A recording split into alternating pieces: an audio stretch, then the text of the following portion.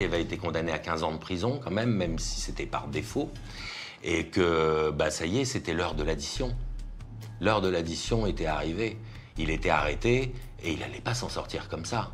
Parce que tout allait évidemment lui tomber dessus. Hein. Les histoires de viol qu'on lui reprochait, un nouveau procès. Et puis cet enlèvement.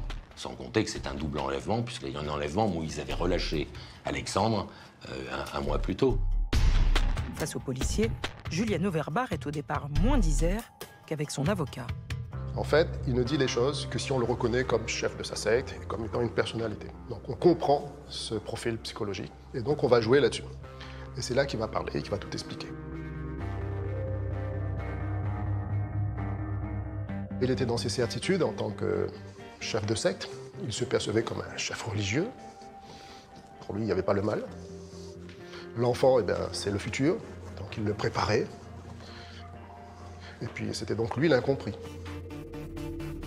Un positionnement que les adeptes de la secte défendent en bloc. Tout ça, c'est une grande injustice. Ils sont pas dans la culpabilité. Pour eux, s'ils ont fait un enlèvement, c'était légitime. C'était parce que Giuliano était un gourou, mais parce qu'il était un voyant, qu'il était proche de certaines choses, que tout ce qu'on dit sur lui, sur les viols et tout ça, c'est de la connerie.